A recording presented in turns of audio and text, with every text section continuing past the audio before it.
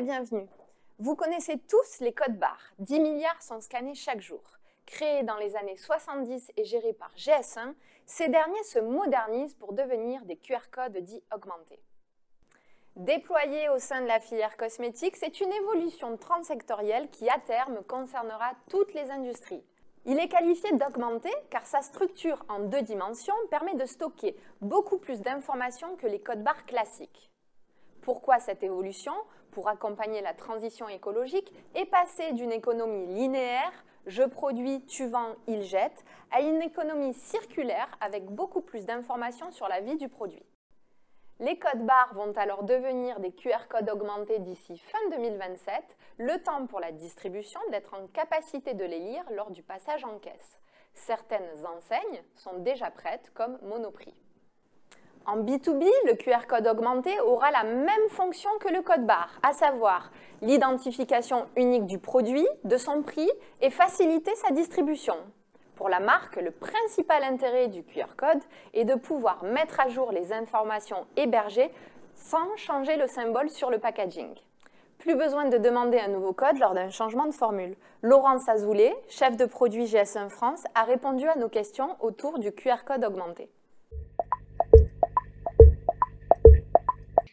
Il existe 2 possibilités pour intégrer le QR code, soit sur une étiquette qui aura été imprimée en amont et donc qui sera apposée sur la ligne de production. Donc dans ces cas-là, le QR code sera plutôt statique. Il pourra donc intégrer la référence du produit, le GTIN, le Global Trade Item Number, c'est le numéro que vous avez déjà sur tous les codes barres existants aujourd'hui. L'autre possibilité, c'est d'être en impression dynamique, c'est-à-dire que c'est directement sur la ligne de production que le QR code pourra être imprimé sur l'emballage pour pouvoir intégrer des informations peut-être plus élaborées, pour donner accès à la référence, mais également peut-être à un numéro de lot pour pouvoir identifier un badge ou pouvoir assurer un retrait-rappel, par exemple. Le symbole permet, en le scannant, en le prenant en photo, d'accéder à un site web. Donc, pour accéder à ce site web, il y a donc une adresse, donc une URL, qui va contenir un nom de domaine, qui va contenir une balise pour identifier que l'on va indiquer une référence produit. Et puis derrière, on peut rajouter d'autres balises pour indiquer d'autres informations, comme par exemple une date de durabilité minimale. Et en fait, ce que propose GS1, ça va être la grammaire, la structuration de cette URL pour vous faciliter la construction de l'URL pour pouvoir pointer sur votre site web. La marque étant propriétaire des informations qu'elle souhaite partager et de l'URL qui va pouvoir donner accès aux informations de son choix, il est possible d'intégrer toutes les informations attendues pour la réglementation QCE. Donc, certaines marques, d'ailleurs, partagent déjà dans leur QR code augmenté GS1 ce type d'informations. Nous avons travaillé avec Citeo pour pouvoir identifier tous les attributs qui sont nécessaires pour pouvoir répondre justement à la réglementation QCE. En B2C, le QR code augmenté propose de nombreux avantages, notamment du fait qu'il soit lisible par le consommateur équipé d'un smartphone et capable d'héberger des informations sur la composition du produit, son origine, les engagements RSE de la marque et toute autre information marketing. L'objectif est de répondre aux attentes et comportements des consommateurs, soucieux de ces nouvelles informations. Mais cela est possible uniquement si le QR code est enrichi de fonctionnalités supplémentaires, proposées par des apporteurs de solutions comme les appelle GS1. Ainsi, Sorga propose notamment d'accéder au fameux passeport produit. Philippe Guggen, président Sorga, nous en dit plus. Alors, la contrainte légale de la Commission européenne sur le Digital Product Passport, le passeport produit, DPP, elle va définir des informations minimum.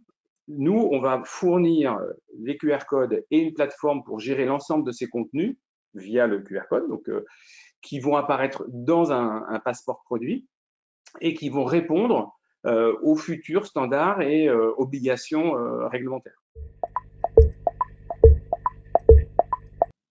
Alors, il y a quand même 2 points très importants à regarder quand on choisit sa solution de passeport et de QR code.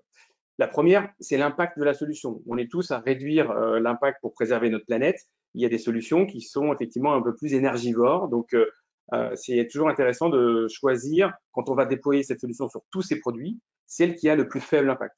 La seconde, c'est la confidentialité des données que vous mettez sur ces passeports en tant que fabricant, que marque. C'est vous qui déterminez ce que vous souhaitez apporter aux consommateurs ou à vos partenaires. Et donc, ces données vont déterminer, par exemple, combien de produits, référence par référence, vous avez fabriqué, vous avez expédié, vous avez vendu, etc.